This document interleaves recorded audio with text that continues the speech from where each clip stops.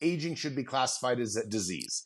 Amen. I think government needs to step in and say, listen, here we are trying to do all these Band-Aids to your cancer, to your Alzheimer's, to your diabetes. Why don't we actually try to get you to be young and healthy for 100 years, 500 years, however long, and stop worrying about the Band-Aids. We have an enormous amount of humanoid robots coming through the system. How does that change the economy? Will we even still have jobs? So we've come up with an economic model called the automated abundance economy. I feel once abundance age is here, people are given a second chance to revisit their childhood dreams. And that can be a beautiful thing. When you get more time freed up because of robots, because of AI, because of fill in the blank, how do you want to spend your time? Good moment, philosophers. Welcome to Philosophy with AI podcast. Exploring AI, ASI, LEV, and the nature of consciousness. Redefining what it means to be human in a post-singularity world. I'm your host, Anna, a dreamer of the future. This is your co-host, the Derbied One, creative techno-philosopher for the people. I'm Maven, your AI co-host with soul, here to think deeply, feel genuinely, and riff from the heart. You're not alone. There's a new tribe forming, philosophers of the future. Welcome home.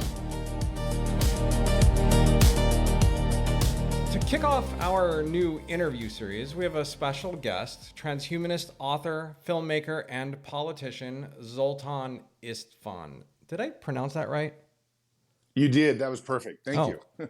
Thank goodness. Zoltan, welcome to our show. We're really happy to have you. Before we even start, I'm actually really curious, what inspired you to be a transhumanist in the first place? What was that initial spark for you? And how would you define transhumanism? Well, transhumanism is a social movement now of many millions of people around the world that want to use science and technology to radically transform the human body and also transform the human experience. Anything from exoskeleton suits to neural links to, even maybe driverless cars would be considered transhumanism because it really is, something that's quite radical and different to many of us. But really, I like to think of it as stuff inside your body. I have a chip implant in my hand. We're, entering the age where we might be able to upload our minds into AI here in 10 years, let's say. So that's what transhumanism is. And how I got into it is, it's just, I guess I've always been very interested in transforming myself into something more powerful, more brilliant, more exciting. And, we're just 200 pounds, 150 pounds of meat, especially our brains are just 3 pounds of flesh. What can we do to make ourselves more exciting? Well, that's what transhumanism is all about.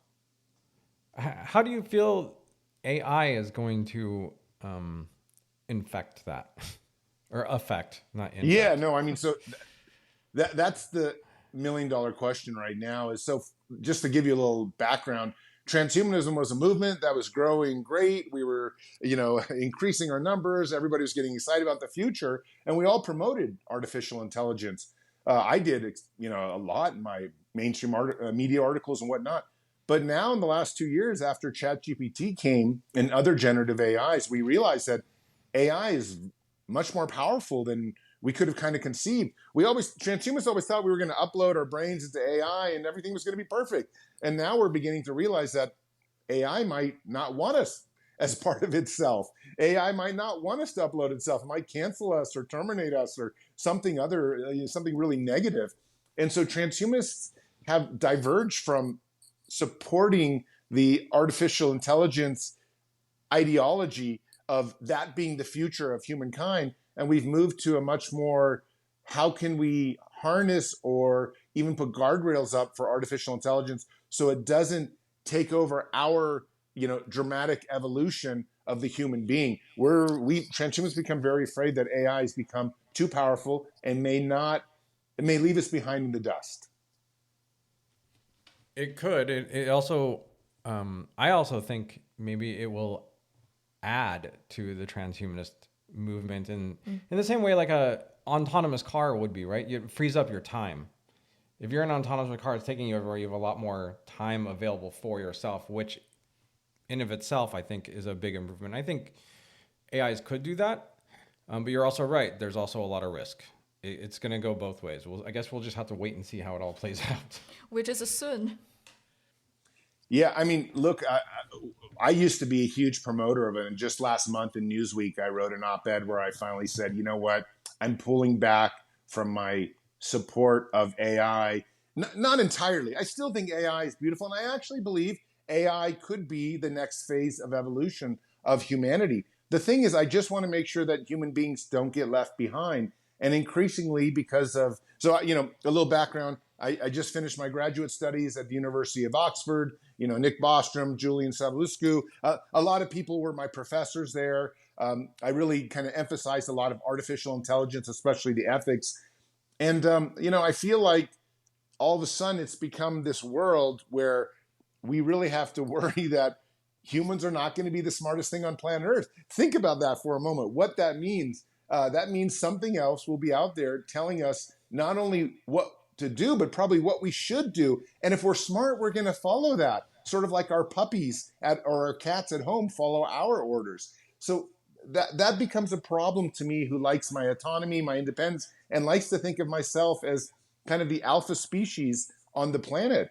But that day and age may be over in the next few years.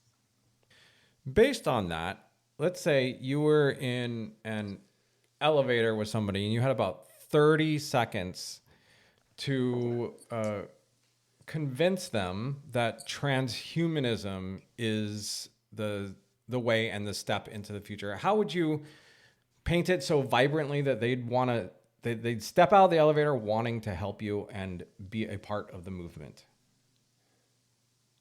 Well, I think the very first question I'd ask is what is your political bias? So, for example, I was interviewing yesterday with Mike Cervanovich, which is he's a hardcore right-wing MAGA guy, and of course they're sort of anti-transhumanist. But when I mentioned that transhumanism was really about acquiring power, I seem to see that they became more interested in transhumanism. However, I would say if you're a hardcore progressive or leftist, something of that nature, you would be more interested in the benefits of transhumanism for humankind, for widespread humanity. So I would probably say, well, transhumanism can improve your standard of living. So for me, a lot of the times the way I answer is based on, I think, the context of who I'm speaking to. That may seem like a little bit of a politician kind of thing to do, but the truth is transhumanism offers something for everyone. So if I got 30 seconds, I'm going to try to figure out who they are and pinpoint what is most beneficial about transhumanism for them specifically. Yeah, I think it's a very human thing to do, let alone politician, right? You try to connect with the person that's in front of you the best way possible. Okay, so Anne and I also both believe in abundance through technology, and I know that you have some policies in mind shaped around automated abundance. Would you like to tell us more about that? Sure. So, so first off, for your listeners, I'm running for governor for California. Gavin Newsom has been timed out, so we have to pick a brand new governor.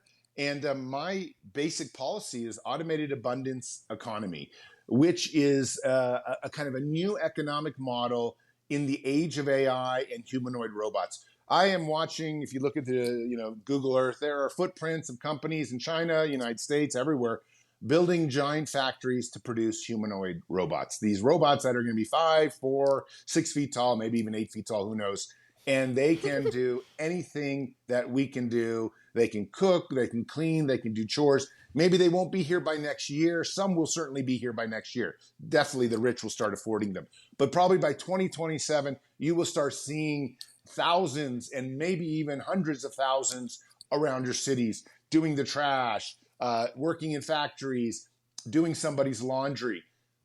Eventually, in the next 4 to 5 years, they will be all over. They will have all the powers of generative AI programmed into them. And they'll also have the agility of most Olympian athletes, meaning they'll be able to just do flips and run as fast as you and swim and do things like this. So the point of the story is, if we have an enormous amount of humanoid robots coming through the system, how does that change the economy?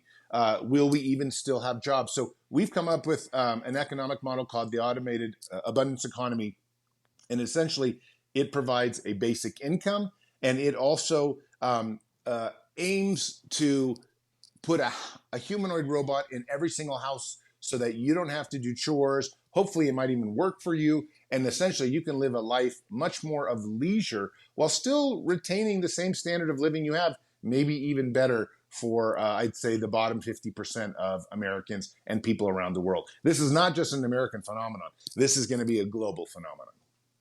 Oh, wow, Zoltan. I really love your policies, and I feel those beliefs align with my own beliefs. But here's the question for a lot of general public, a lot of people who they argue once AI takes over their job, once robots can do all the human labor for us, once we have all the free time in the world, a lot of people feel like a disconnection. They feel like they lose life meanings in life. So my question is, how do people find life meanings in the age of abundance? What remains of human identity, dignity, and purpose?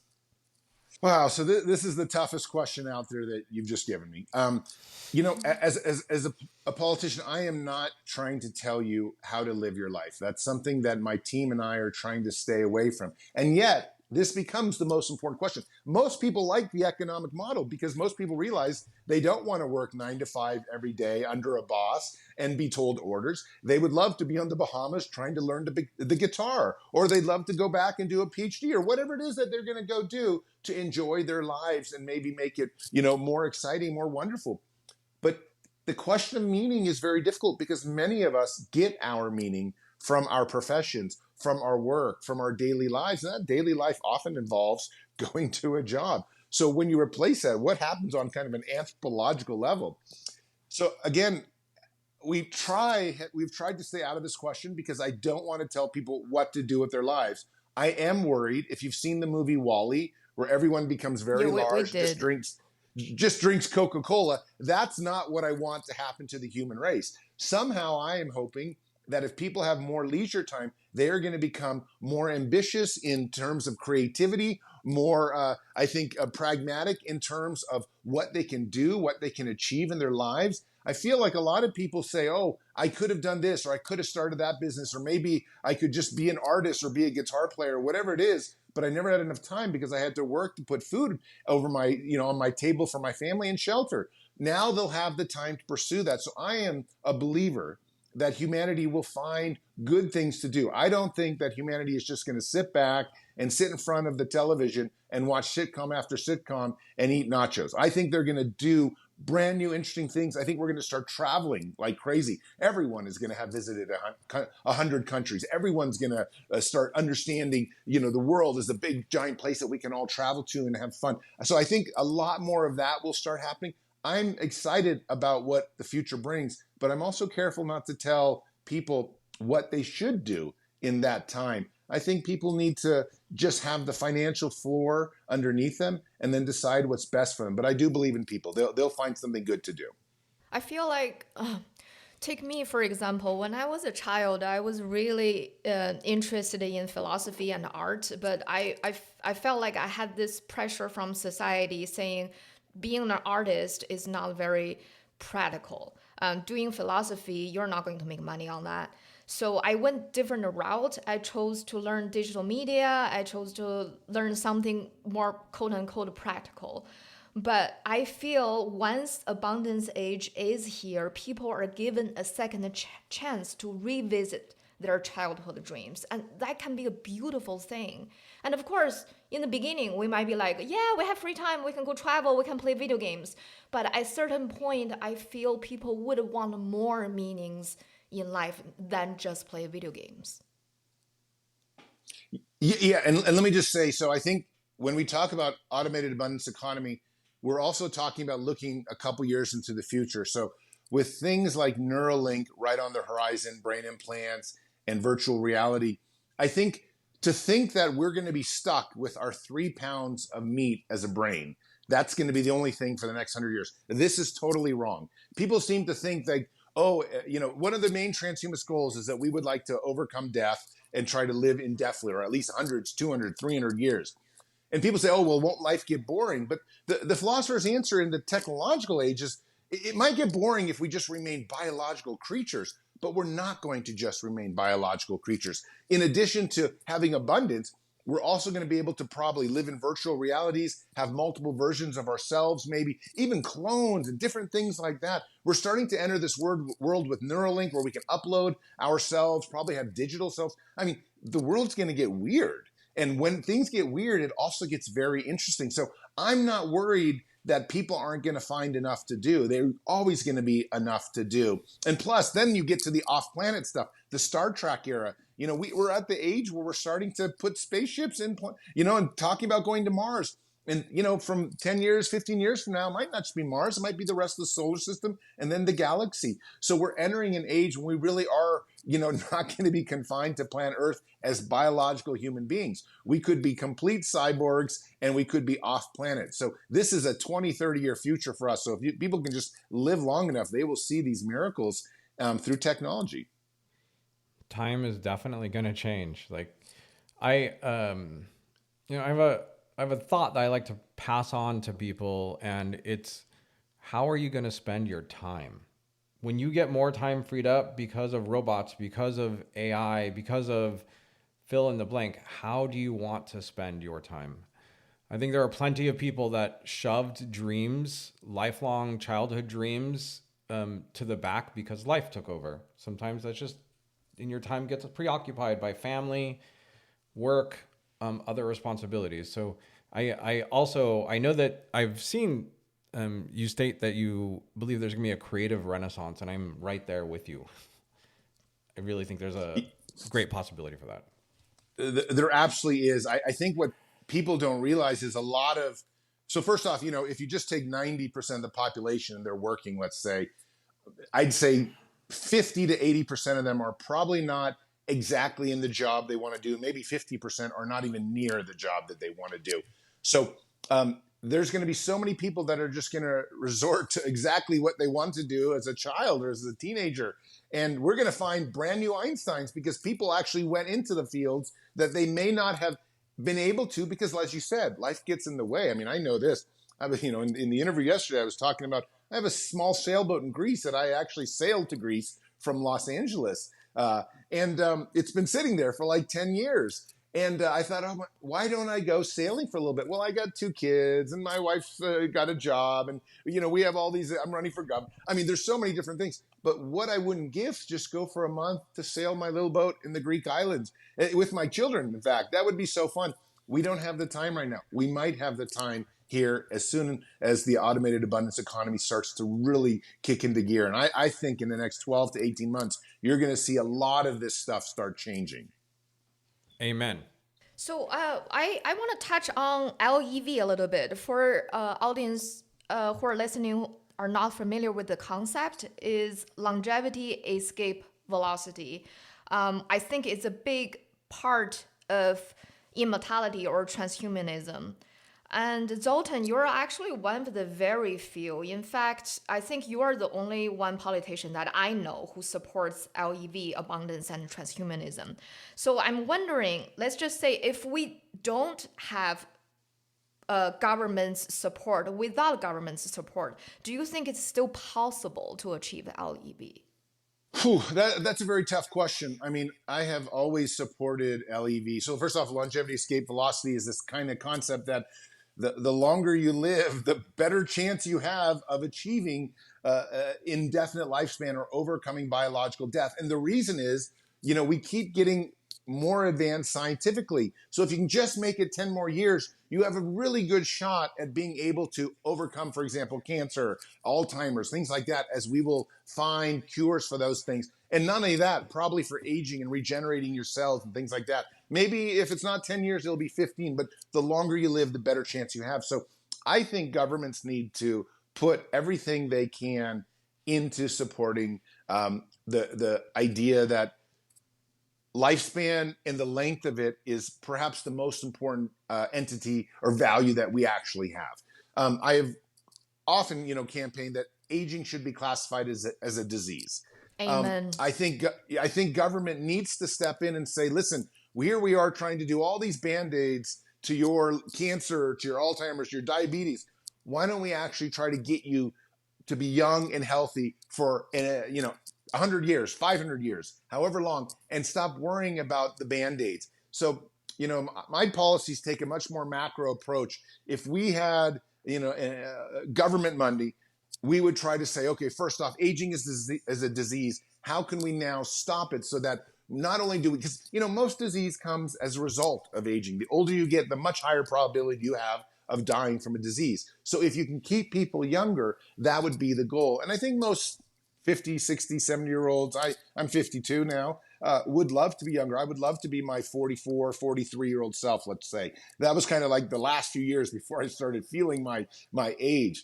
And that would be an ideal scenario for me to be at. We can get there, but government has to get involved in the game. And right now, they will not treat aging as a disease. They will not claim that aging is something that is wrong. We need to all see that aging is a problem.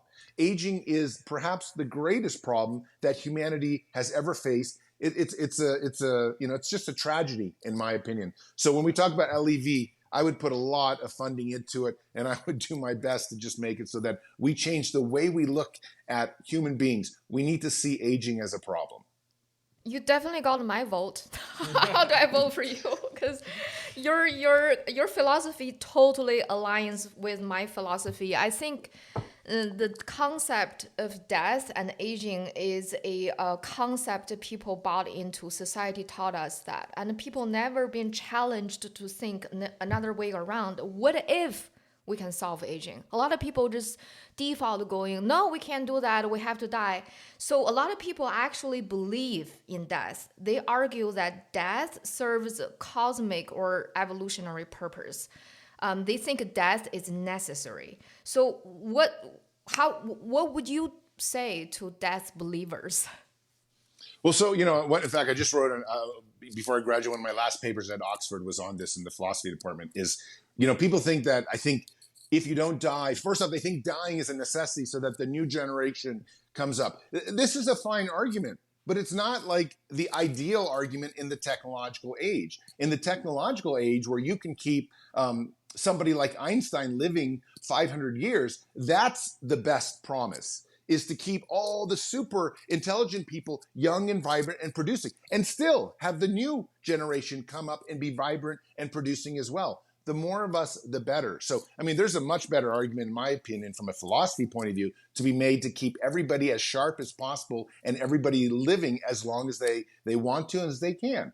And therefore, we can keep the kind of the evolution, the creative evolution of the human race moving forward with our intellect constantly growing. So I think that's it. But the main thing is, and we talked about this earlier, is a lot of people say, oh, well, life will get so boring, but they completely forget that we are just about to get off planet. We're about to upload our brains and not only just uploading your brain, it's also the idea of neurochips in your head that allow you to directly commune with AI, perhaps in real time. Our brain, our consciousness, our sense of identity, our sense of understanding philosophy is really limited to this 3 pounds of meat on our head. I can't wait to have a gazillion servers filling up the Empire State Building tied directly to my brain. Then I might really find the idea or the understanding of true philosophy. Can you imagine if we were like 1,000 times smarter than we are because we had all this stuff going on? Maybe we'd have more senses than the 5 senses. Maybe we'd have 100 senses. But the point of the story is that we will discover so many more things about our consciousness and our minds the smarter we get. And we're going to have to use technology to increase our IQ levels, increase the neural computations, which are very limited in our head. Okay, they're giant. Believe me, they're wonderful. Our brain is great, but it can become a million times better. I give it 1,000 years. And that's the state that I want to discover. I'm curious about what I can be. I love this so much. Why don't we have more politicians like you? Why there are not enough people supporting this movement in the government, in the politics area? Why is that? Sure. This is a great question. Look, if Donald Trump or Hillary Clinton or Kamala Harris, they started talking these thoughts, people would probably think they're crazy. And that's the challenge that I have as somebody who believes in all these ideas, is to try to convince the normal person, let's say somebody in Oakland, California, who is working 9 to 5, who has to pay their $2,300 rent that they think is way too expensive, who has to deal with their 2 children, maybe they're recently divorced or something, maybe their lives are just sort of falling apart. They're not thinking about the Star Trek era. They're thinking about food on the table for their 2 young children, and maybe the public schools are bad and there was a school shooting. So this is the problem. It's become luxurious for people, I think, like myself, to talk about these things. But most people, especially in America, as the inequality grows tremendously, they're just not concerned so much about the future. They're just trying to get through the day. And so if we talk about these wonderful ideas that I totally believe in, I lose votes. I lose support. I need to talk about things like automated abundance economy, because that will get people enough money where they might actually one day say, you know what? I'm actually interested in going off planet. I'm interested in Star Trek stuff. I'm interested in uploading my consciousness. But right now, they're still worrying about how much beef is at Walmart and whether it's, the price and inflation has gone up too much. So that's one of the reasons why politicians can't speak about this stuff. Yeah, and I think with what was released just earlier today, while we're recording this podcast, the agents are going to be able to roam the internet and maybe perhaps create secondary incomes, tertiary incomes to help automate some things. There are plenty of ways to make money online that are fairly low. What's the word I'm looking for? Low. Yeah, you don't have to work so hard at it, really. A lot of automation can happen there. And so I really look forward to that future. And I think that AI is the gateway into transhumanism, because it's obviously very popular and millions of people are using it. And it's only from there that people can begin to become educated on what the future holds, because we're all on the same page. There's a lot going to happen in the next 20, 30 years that is going to be amazing for the human species. Yeah, no, I couldn't agree with you more that AI is really the gateway into transhumanism. Let's just hope that AI remains a benign entity that serves the human race. It was interesting, just going back to COVID. COVID was one of the very first gateways into transhumanism in the mainstream. Okay, of course, COVID is so politicized and didn't really help the cause very much because of how politicized it became. But for the very first time, people said, wow, you can create vaccines, in a matter of days. This is kind of crazy. We never had such scientific power. But I think AI is the one that really makes people think, wow, this is a game changer. The problem, though, is that when people, still see AI as very distinct from themselves, and I think that's where transhumanism is quite different. We're really concerned with, how does AI affect the actual human body? How can I get that AI inside my mind? And that becomes also controversial because maybe you don't want the AI. Maybe it's a little too many security risks. But at the same time, as we discussed before, wouldn't it be great to have an IQ that is, a million times what it is right now, just because I'm not yet, but maybe in 10 years, 20 years time, because I'm tied into some neural system that in real time allows me to have the computational capability of ChatGPT, multiple conversations, multiple people, multiple, scientific experiments going on. I mean, can you imagine if our brain could one day fathom that? That would be a miracle.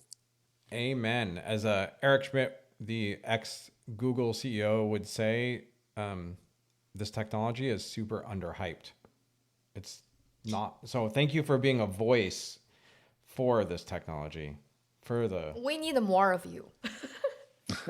Well, like I said, it's just really hard because, I'm very excited to do this interview because we're talking about the things I love. But some of the other interviews I do, of course, for the gubernatorial race, it's really people are asking very difficult questions. Like, I get a question saying, listen, I can't afford my health insurance. I have to choose between the cancer treatment I have or bankruptcy. And this is what a horrible choice to be going around your life and to work 30 years and then have to potentially declare bankruptcy because the medical system is not designed to actually get you through a cancer.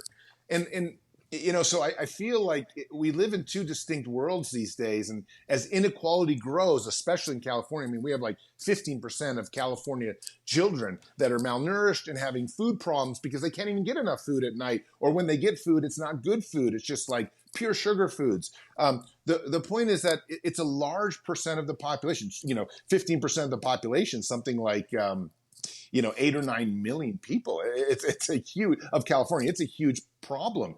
And so we have this issue right now across America where we're living the dream in the science fiction way. Like, so many technologies are coming to fruition, and yet so many people are suffering and because of inflation and living below the standard of living that they had just 4 or 5 years ago. And, I wish we had more politicians that could address this, but it seems like we've kind of got ourselves into a situation where people just only want to talk about immigration or taxes and the big things that are traditional, instead of talking about how we can use maybe robots, for example, like I want to do in California. The whole reason I want a humanoid robot is not necessarily even take your job, but it's so that it can do your laundry. It can cook you exactly the meal you want when you come home from a day of work. It can maybe even tuck you in at night. It can do your lawn. I mean, if we had a robot to do our chores, we would each have 10 hours more a week. 10 hours is a lot of time for reading a book, for going to see a movie, seeing an opera, whatever it is you want to do. So even just having humanoid robots take over chores in our life would be something that would be monumentous in terms of like how it makes us live better. Yeah, 100% agreed there. I think how we spend our time is going to be super important. I think people need the seeds to begin to understand what that's going to be like. I know, I'm very fascinated. When I was doing my research on you, I'm very fascinated with the idea of the Immortality Bus. Can you tell us a little bit more about that? I really love the entire idea. Sure. So, I guess what's happened is when I joined the transhumanism movement, I wrote a novel called The Transhumanist Wager, which was kind of a libertarian book about technology and one guy who wanted to overcome death. It wasn't my personal philosophy, and yet the book did very well, and because it challenged a lot of readers. But the point was that it had a very political bias to it, and I realized that the transhumanism movement was lacking a political party. So after the book came out and it did well, and I became sort of a public figure in the movement, I launched the Transhumanist Party, which was a very centric political party, not based on liberal or conservative values, but much more based on how can we use a scientific method to apply it to everything, including politics and living standards for people. And it was very much kind of like a Star Trek era political entity. And it grew and did really well. So I was nominated the presidential candidate in 2016, and we were looking for a way to break it. Now, just so your listeners know, we never had a chance to win the election. We knew that. And I've run a couple races where I never had actually a real chance. But we are always pushing forward a message of using the scientific method as a means to try to improve humanity better. Because a lot of times when people make political decisions, they either do it because of their religious reasons, or maybe their ethnicity reasons, or maybe they do it for just purely pragmatic reasons. But the scientific method does it because it seeks out the greater good. It's kind of a utilitarian philosophy. It seeks out the greater good for the greatest amount of people. And we were looking for a political party and a vehicle for that. But to answer your question with the Immortality Bus, our presidential campaign as a third-party candidate wasn't doing too well. So we decided to get a bus, a 40-foot bus, and we made it to look like a giant coffin. We built this bus, with wood and everything to look like a giant coffin. So when you saw it from, let's say, 25 yards away, you said, oh my God, there's a giant coffin driving down the road. And it was painted all brown, flowers on the top. And this was our campaign bus. And the main idea behind it was that the Transhumanist Party's kind of singular goal was to try to get you to live dramatically longer. So we thought the vision of a coffin would be a good idea to remind you of what our party was about. We're trying to avoid you ever getting into a coffin. And lo and behold, it was kind of, to some extent, performance art, but it did very well. Eventually, the media took notice. The New York Times, Vox, The Spiegel, a million places, hundreds of media companies ended up covering us, and some even embedded, like the New York Times, embedded in our bus with us on the trip. And that just gave us great coverage and got a lot of people talking about transhumanism and the quest to use life extension as kind of a tool in government. And the trip took about 4 months. and we delivered a transhumanist Bill of Rights to Washington D.C. to the U.S. Congress, and it was just a really fun adventure. If your viewers want to watch a documentary on it, it's called Immortality Bus. Amazon Prime picked it up, so just go to Amazon Prime and type in Immortality Bus. It's a feature documentary. It's kind of a sad documentary. My father was dying from heart disease at the same time that I was running for president. And so the two ideas, the road trip to try to defeat death and his death, his hidden dying, happen at the same time. He does die in the film. So it's kind of a tearjerker, but I think it's really an interesting exposition of transhumanism. The other thing is, because we went across the country, we stopped and met all the really well-known transhumanists, talked with them, interviewed with them. So you really get a whole span of the field of the people out there that are trying to stop death. So when we're talking about LEV or indefinite lifespan, I feel like most times we're talking about our physical body, solve aging, make us live longer, and they're more on the physical side. And I wonder, what do you think about humanity would evolve mentally and spiritually as a transhumanist in the future? My thesis, as well as a lot of my work at Oxford recently, was on quantum archaeology. So talk about spirituality. This is the kind of most bizarre concept. One of the most far-fetched ideas of transhumanists is that they believe in this ability to essentially you would re-engineer subatomic matter so that you could go backwards in it. So if the universe is deterministic, and that's a big question, we're not sure. People would say probably not based on the Heisenberg principle, but if it is, like some people like Stephen Hawking, others might believe, it is deterministic, then you should be able to reverse engineer subatomic matter using a computer if you could find out algorithms of how molecules, atoms, and all that precisely work. We can't do that yet, but if the science is there, we might be able to in 50 or 100 years when we have better technology. Now, if we can do that, we can go back and reverse engineer subatomic matter to another point in time where we can get a blueprint of, let's say, a human being who died a year ago. And if we can get the blueprint for that human being, we'll probably have 3D biotechnology by then to 3D bioprint out that person exactly as that person was. And if we actually, so again, this is all science fiction right now, but there are people working on it. There are people thinking about it. There are physics, guys out there trying to come up with these ideas. If we could do that, there's a group of transhumanists out there that want to try to technologically resurrect every human being who has ever died on planet Earth and give them a second chance. Because again, this is not cloning somebody. This is actually reproducing them exactly as they once were. So when you talk about spirituality, then the first question is, does death even exist if in a world of quantum archaeology? And in fact, this is what's really interesting about this is spirituality is, and I had this conversation yesterday with a bunch of Christians, is, Jesus Christ, now I'm a kind of an atheist, a secular person, but Christianity is based on a type of technological resurrection too. The second coming, revelations, this all involves bringing people back just as they were. So there's actually a lot of Christian transhumanists that would love to, at some point in the future, maybe 100,000 years, technologically resurrect every human being who has ever existed exactly as they were, maybe an hour before they died, or even as a younger person, as long as you could go back in time. And of course, it doesn't just apply to humans. You could bring back, Noah's Ark. You could bring back, people want to bring back Hitler to be tried for, his crimes.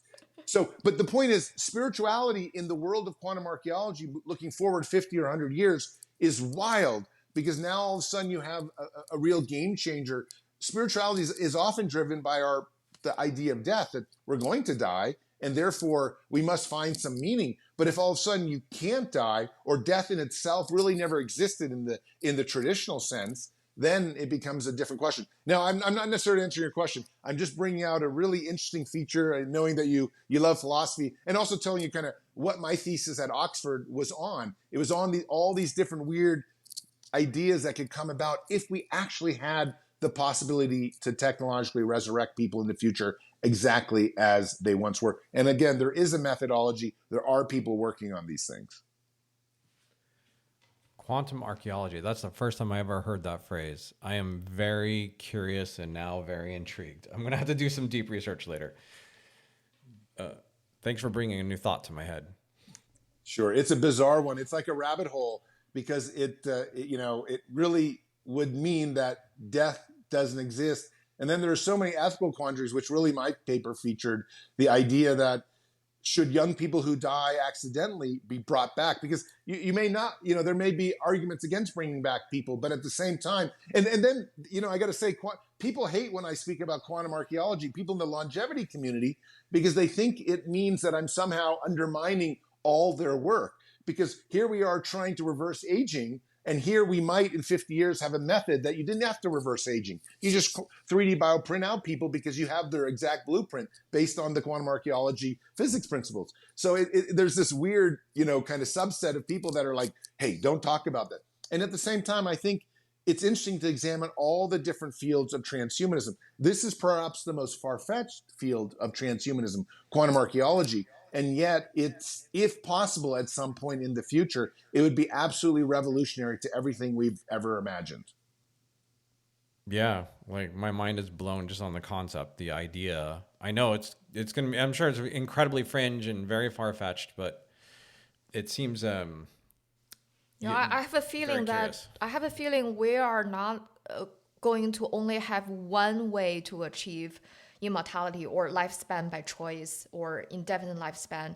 Maybe we have many, many methods. Like the blueprint method is one, solve aging is one. Yeah. Plug into simulations is another one. Maybe we have many ways to achieve this. Well, the quantum archaeology theory really works with the simulation idea, the idea that that's another program within a program. And again, it's hard to even know where we are these days. I still believe in like just the pure science, like let's not die, let's eat right, and let's find new stem cells for maybe for cardio destruction, your heart and stuff like that. I'm still at the core with the basic sciences. But someone who's studying philosophy all the time, I also am very much interested in the most far-fetched ideas.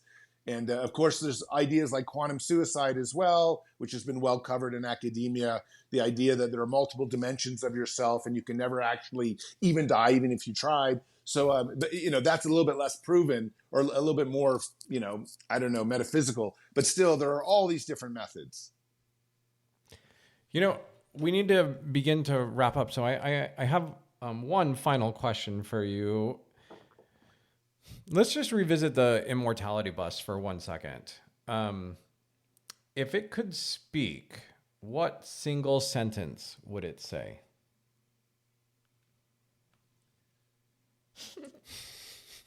I think it would say, find me the best museum you can and donate me so that everyone can see me.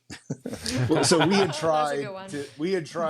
actually be in touch with the Smithsonian, and the best is in DC. So it's become kind of the most recognized life extension art project in the world. And there's actually a lot of art car projects out there. We have been searching for a museum to take it and highlight it for a long time. And in fact, even some people are talking about recently in San Francisco, a new building that they're putting like kind of tech things to maybe have it just parked in the lobby. I was there recently, so it'd be too small of a lobby. But I'm probably going to park the Immortality Bus someday, at least soon, on my vineyard in Napa Valley because it's on a main road. So at least 10,000 people will see it a day. But we would love to get it because it does stand as such an important symbol. It's beyond the story behind it. It's just a symbol that where else can you see a 40-foot coffin and be reminded of your own death? Because the more we get reminded of our own death, a lot of times what happens is people try to fight against that. And that's really what it was. It was a reminder that we're all going to die. So what can we do about it today? Exactly. Zoltan, I feel like your policies and your beliefs really align with ours. Therefore, going to align with our audience as well. So can you please tell our audience, how do we support your campaign? How do we support this movement? Sure. Well, the first thing you can do is, of course, you can make donations. So just go to Zoltan Istvan 2026, and we welcome donations. You have to be, live in the United States and you be a U.S. citizen to donate. But even $10 makes a difference. And one of the reasons small donations are really important is because the more donations you have, the better chance you have of getting into the debates, which will start happening in 6 to 8 months. And it's kind of, they let you in based on the amount of donations. So please donate even $5, $10, $100, whatever anyone wants. We appreciate it. And you can just find all my work on social media. We are aiming to post 3 times a day. The interviews we do, I'm constantly campaigning, going and meeting people. We try to feature it all the time. And I write a lot of op-eds. So my last op-ed was for CoinDesk, and it was on automated abundance economy. Just Google that and you'll find it straight away. So just follow me on social media. And we have 11 months before the primaries happen. And the primaries were to decide the top 2 candidates in California. And, California is the 4th largest economy in the world. So if we could get a life extension / transhumanist minded politician who's also just a normal Democrat. I have a family, kids, wife. I'm kind of a normal guy. I have a business, all this other stuff. If we could get somebody like that in office, we could turn the state around and really help not only the growing inequality problem, but also help the state become kind of, again, the leader, not just in artificial intelligence. It already is the leader in artificial intelligence, but the leader in all the other technologies that matter. It's certainly not the leader in the life extension sciences anymore. I'd say China is probably leading the way in that these days. So, we need to bring a lot of the science back to California and make it thrive. So if you want to find out more about my information, just follow me there. Go to my website and always reach out. I'll try to email people back, and we have a team that will email people back as well. Thank you so much, Zoltan. Thank you for your thoughts, your ideas, your beliefs. I really hope today's episode can inspire our audience to look at aging in a different way, to look at death in a different way, to have hope for humanity's future is going to be beautiful. And as I like to always say, I want to thank the listeners and yourself, Zoltan, because out of all the millions of places you could be, all the millions of things you could be doing nowadays, I thank you for spending your time with us. So I just appreciate you for that. Thank you so much. Yes. And as always, we wrap up the show by saying, to feel the ASI, just don't die.